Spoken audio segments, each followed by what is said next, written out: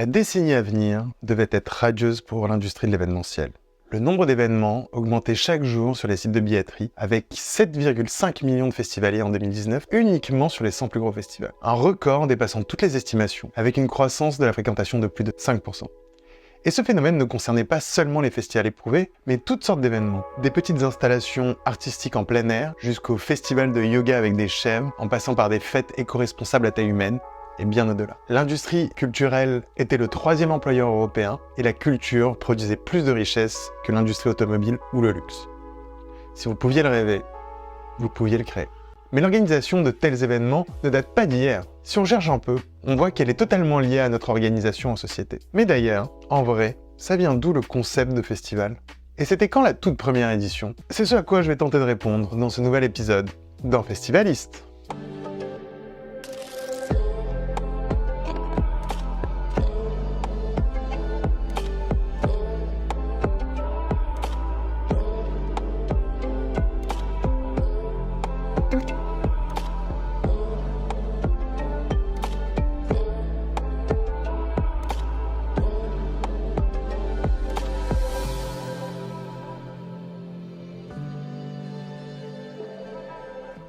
Ok, déjà, partons tous de la même définition.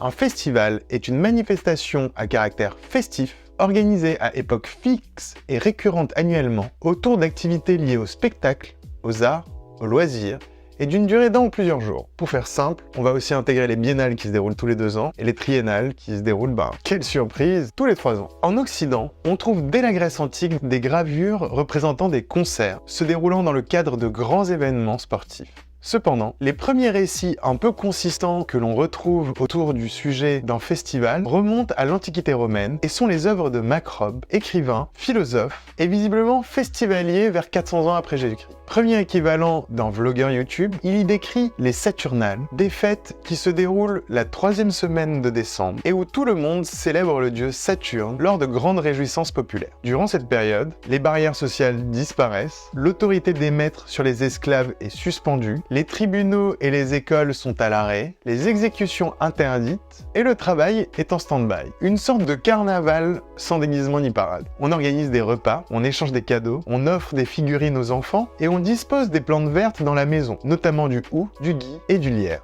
Ça devrait globalement vous rappeler un délire.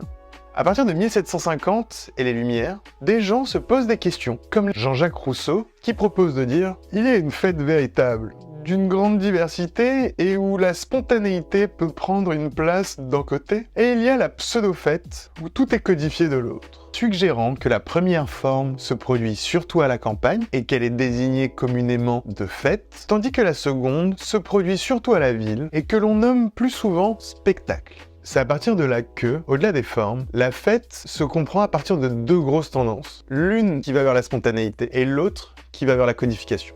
La plupart des formes festivalières de musique se développent à la fin du XVIIIe siècle et concernent la musique savante, c'est-à-dire tout ce qui est ni populaire, ni traditionnel et toujours en lien avec la religion catholique. Le premier recensé est l'annual Festival Music of Salisbury le 15 septembre 1772. Il regroupe des hommes de toute l'Angleterre pour pousser ensemble la chansonnette sous forme de grandes chorales. Pour vous situer à peu près l'époque, l'Europe vient de découvrir l'Australie 2 ans plus tôt et Louis XVI vient de se maquer avec Marie-Antoinette. Face à l'engouement des premières éditions, d'autres événements voient le jour, comme le Colchester Festival en 1790 et le Liverpool Festival of Music en 1799.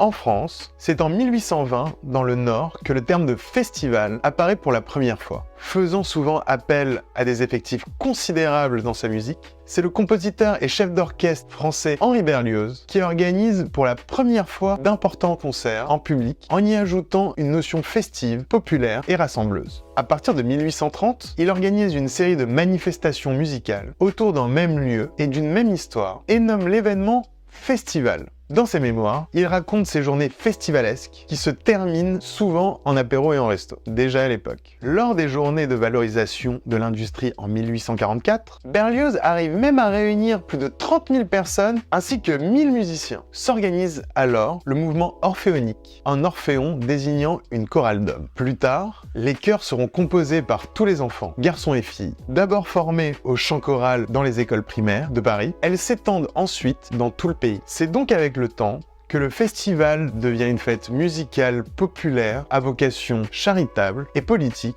qui, progressivement, devient annuelle et laïque. On peut aussi parler de l'origine allemande du festival, qui laisse une part plus grande aux arséniques. Le festival de Bayreuth, en 1876, créé par Wagner, et sa mise en scène monumentale autour du concept d'œuvre totale en est sans doute le meilleur exemple. Pour l'occasion, Wagner fait quand même construire un vrai opéra pour y accueillir son œuvre. Le festival existe d'ailleurs toujours aujourd'hui, il accueille 200 personnes chaque année, et si tu réserves ton billet aujourd'hui, ta place sera disponible dans 12 ans. Ça pour signifier qu'il y a quand même des festivals sold out au moment où on se parle. Ça peut donner espoir. Mais c'est au XXe siècle que se produisent deux explosions. L'une en nombre de festivals, notamment aux États-Unis et en Grande-Bretagne, l'autre par l'émergence de nouveaux secteurs, à travers les arts de la scène, la musique, le cinéma, plus tard la télé, les traits culturels, jusqu'à des secteurs de niche, comme par exemple le festival du film ornithologique de Méninghout.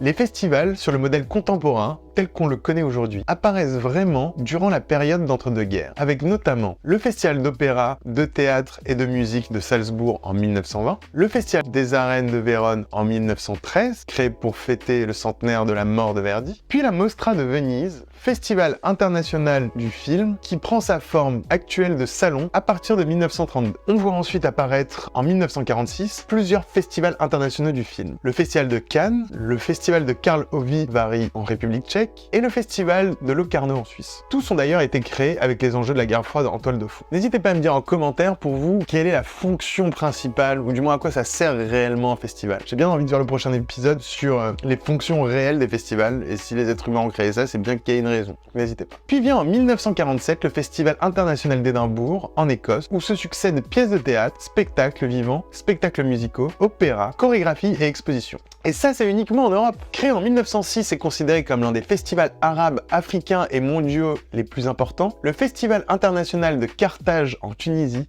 prend réellement son essor dans les années 60. Il est toujours abrité par le théâtre antique de la ville et accueille musique jazz, théâtre et danse. Il y a aussi en 1966 le Festival mondial des arts nègres, organisé à l'initiative du président poète du Sénégal, Léopold Sédar Senghor, qui constitue un événement sans précédent dans l'histoire culturelle du continent africain. Selon ses mots, l'objectif est de parvenir à une meilleure compréhension internationale et interraciale, d'affirmer la contribution des artistes et écrivains noirs au grand courant universel de pensée, et de permettre aux artistes noirs de tous les horizons de confronter les résultats de leurs recherches. Vient ensuite, en 1968, le Festival panafricain du cinéma et de la télévision de Ouagadougou, capitale du Burkina Faso. Il reste aujourd'hui en affluence le plus grand festival du continent africain. En Australie, la Biennale of Sydney Opera House, qui débute en 1973 au sein de l'opéra du même nom, et dont il faut savoir que la construction des arches a été rendue possible par un ingénieur d'origine corse, Joe Bertoni, qui a écrit plus de 30 000 équations à cette occasion. Ça n'a aucun lien, mais j'avais quand même envie de le placer. Aux États-Unis, dès les années 40, c'est la Nouvelle-Orléans qui est la ville qui organise le plus de festivals dans le monde. Chaque année, près de 500 manifestations diverses sont organisées dans les différents quartiers de la ville. Il s'y déroule aussi le festival de musique classique de Tanglewood, dans le Massachusetts, du nom du centre culturel qui accueille toujours l'événement depuis 1940. Autant dire qu'ils ont trouvé le bon spot, les mecs. Un nouveau changement intervient avec le Newport Jazz Festival, qui s'inscrit comme l'un des précurseurs des festivals à grande échelle. Sa première édition, en 1954, arrive 15 ans avant le fameux Woodstock. Là-bas, Louis Armstrong, Mahalia Jackson ou encore Led Zeppelin donnent tout ce qu'ils ont sur scène sur ce nouveau festival qui prend de plus en plus d'ampleur. En 1959, le même organisateur crée le Newport Folk Festival et invite des légendes comme John Baez et Bob Dylan qui réalisent des prestations mémorables pour la jeunesse de leur époque. Un peu moins de 10 ans plus tard, en 1967, le Monterey International Pop Music Festival est considéré par beaucoup comme le premier gros festival de rock. C'est là que The Who, Jimi Hendrix et Janis Joplin font leur premier pas dans un grand festival. Quant au festival de Woodstock, il représente l'apogée de l'histoire du festival américain. Du 15 au 18 août 1969, le festival rassemble plus de 500 000 visiteurs qui assistent à plus de 32 concerts. Pourtant, seulement 200 000 tickets sont vendus avant l'événement. Les barrières, installées à la va-vite, ne résistent pas longtemps et le festival devient accessible à tous. John Baez, Santana, The Grateful Dead, Joe Cocker, Jimi Hendrix et beaucoup d'autres participent à ce festival maintenant devenu légendaire. Merci à tous, j'espère que ça vous a plu. N'hésitez pas à me faire vos retours dans les commentaires et de me dire ce que vous en avez pensé. N'hésitez pas aussi à lâcher un pouce bleu, me donner de la force et partager cette vidéo à tous vos amis festivaliers, vos amis qui travaillent dans l'événementiel. C'est toujours bien de reposer les bases pour imaginer le futur. N'hésitez pas à vous abonner et on se retrouve bientôt pour un prochain épisode d'un Festivaliste. Cheers!